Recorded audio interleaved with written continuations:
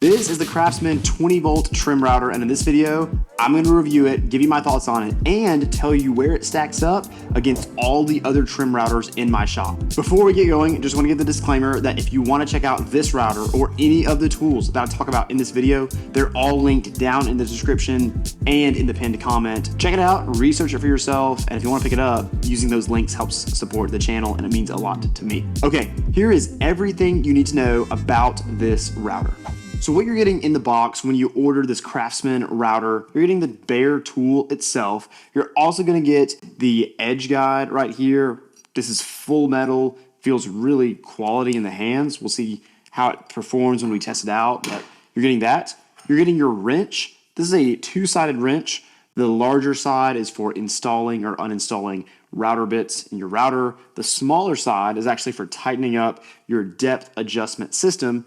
If it gets loose or if this starts to kind of slip in the collar, you can use this to tighten up that bolt. You're also going to get your dust collection port and a little screw. My advice is leave the screw installed in your router, even if you're not using that dust collection port.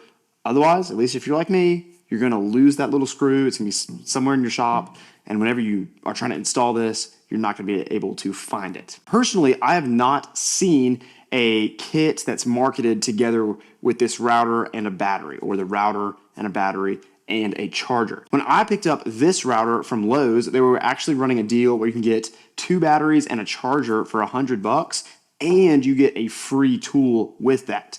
I've been actually wanting to test out this router for a while, so when I saw that deal, I absolutely snagged it, got the router, and now I'm making this video here for you today. Before we fire up this tool, I'll just kind of give you the basic walk around of this trim router. Now this is a 1/4 inch chuck router, so you're only gonna be able to use router bits that have a 1/4 inch shank. So most of the time you're gonna be using this for like small grooves, roundovers, chamfer bits, things like that. The thing that I reach for a trim router the most on is if I'm giving an edge profile to a cutting board or a coffee table. That's just the kind of projects that I do a lot, so that's why I always want to have a solid trim router in the shop. But there's tons of different uses for a router. Now this is a brushless motor router.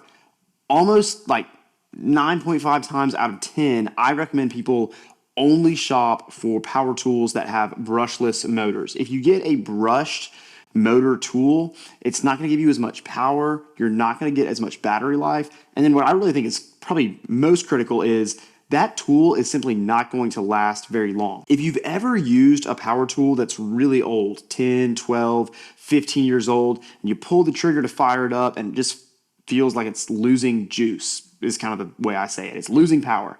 That's probably a brushed motor tool, and that is an example of it just not lasting as long. The brushless motors, they last way longer. This is a brushless motor, that's great. Another thing about this trim router that's very critical is it is a variable speed trim router. You have 7 different speed settings on this router.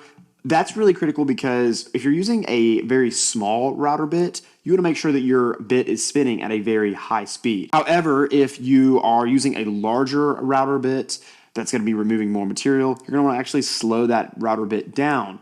Otherwise, you're going to get burning. There's going to get heat buildup on your router bit, which will cause them to dull more quickly. It sounds a little bit counterintuitive, but if you're using a larger bit, you actually want your speed to be a little bit slower. A couple of other features about this router, you do have an LED light right down here by your router bit, so you can see what you're doing. The depth adjustment system is pretty much the same as like any other router on the market. You just flip this back. You have a macro adjust right here, or you can just like take this out and put it in a router table. And then you have your micro adjust right here with this little dial to make sure you get it dialed in to the perfect depth. Once you have it at the depth you like, you just lock this back in place and you're pretty much ready to go. There's a couple more features I want to show you really quickly, but I need to put the battery in the router. Okay. I want you to listen to how quickly this router stops as soon as I turn the toggle switch off. It's going to have a soft start, but it's going to stop really quickly. Check this out.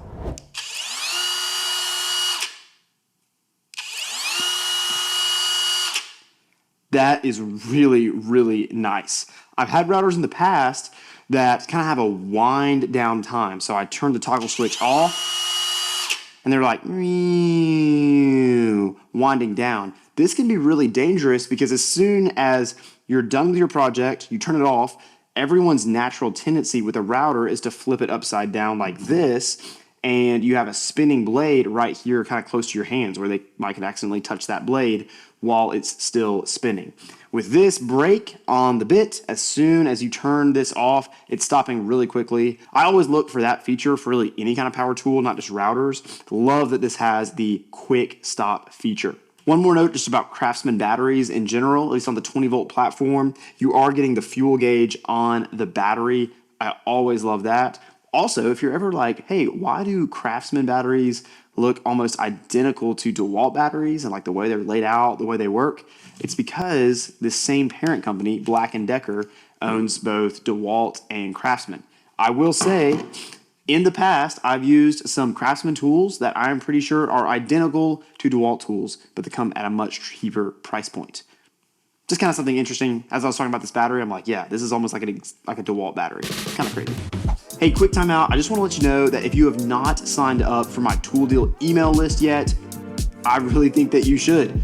I told you earlier in this video that this router, I got it with a battery pack and charger for $100. At the time of recording this video, just the bare tool, if you just buy it by itself, is $120. No battery included, no charger included. So I saved over 50% on this router by knowing where the deal was, seeing the deal at the right time, all that kind of stuff. When I see those deals, I pass them on to all of you watching who are signed up for my email list. So if you're interested in getting great deals on power tools, hand tools, hardware, check out the first link down in the description. I promise I won't spam you, and I'm not going to be like selling your email addresses to anyone else. It's just going to be great tool deals about 3 to 4 times a week. Okay, enough of that. Let's keep going on with this router video. After I used this router for a little bit, just kind of got comfortable with it, tested out some different types of techniques on this router, here are my overall takeaways. I'm actually going to start with the positives. I really, really love that this is a brushless motor. I think that's really, really great. I love that this is variable speed router. I think every router should be variable speed. That is a great feature. I thought the LED light down at the bottom was a nice touch.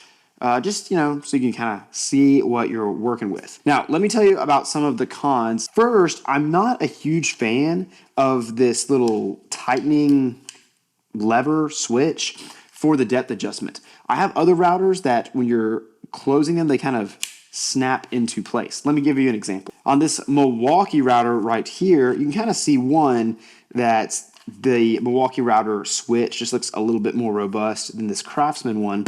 But also, when I go to lock this in place, it snaps. It locks into place, and I know it's secure. This I almost feel like could come undone on me. Just felt a little bit cheaper. Wasn't a huge fan of that. The other thing that kind of confused me for a little bit was when I was trying to install or take out a router bit, I was just having a really, really tough time because this isn't like a typical hex head. It just kind of has two flat sides. So I was trying to like maneuver my way in there, work it around. It was just kind of tricky. And then I thought, oh, well, I'm a big dummy. I could just take this off, take the base off, and then I can just, maneuver the bit however I need to.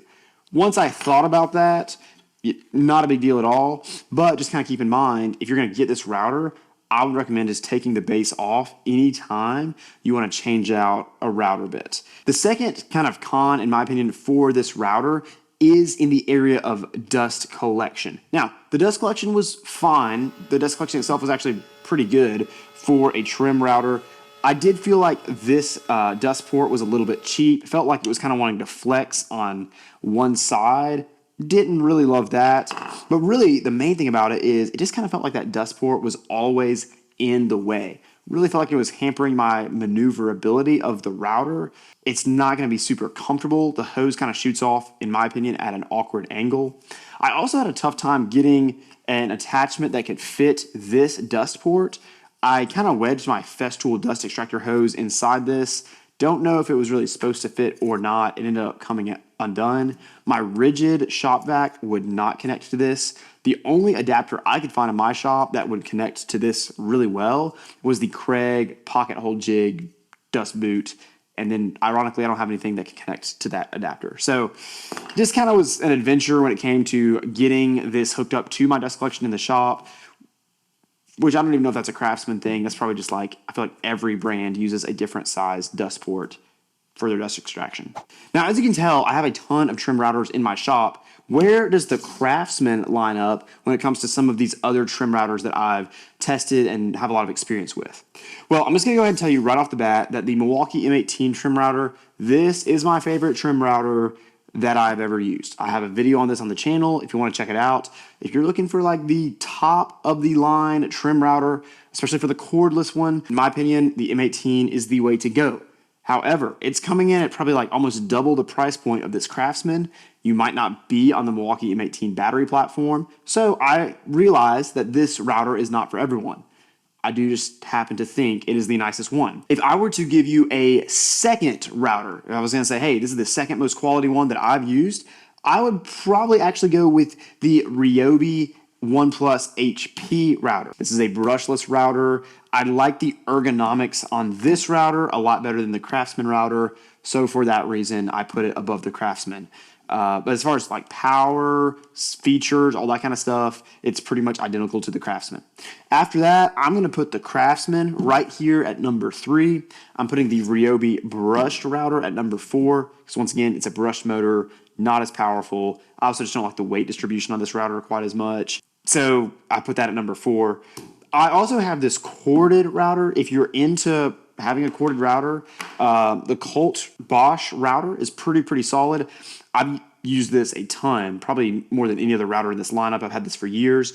I did have to send this to the factory one time to get it refurbished. It has a little factory refurbished tag right there, and that cost me about $80. So this was an expensive router that I had to invest more money in because the switch did fail on me. However, since this is a corded router, I kind of view this in a different category from all of the cordless routers. So the Craftsman, I would put it 3 out of 4 of the cordless routers I have. However, that does not mean it's a bad router. And if you see a deal like what I saw where you can get 2 batteries, a charger, and the router for $100, in my opinion, it goes up a level because all of these other routers, or at least these two, are gonna be a lot more expensive than that. So at the end of the day, could I recommend this Craftsman router? I think absolutely I can. I would give this router, considering the fact it's more of a budget-friendly router, I would give it an 8 out of 10 rating. You're still getting all of the great power and features that you need. Sure, some of the ergonomics aren't my favorite, but that is me being extremely nitpicky. Also, the dust collection not being great, in my opinion. It doesn't matter a lot to me because I rarely use dust collection with routers, like very rarely. So if you're already on the Craftsman 20-volt battery platform, or you're looking for just a very entry-level router that you're only gonna use a couple times a month, there's no need maybe to spend all that money on the Milwaukee. Go for the Craftsman. It will serve you well. Like I said, if you want to check out this Craftsman router or any of these routers, check them out down in the description. Otherwise, check out one of these 2 videos, and I hope to see you right over here.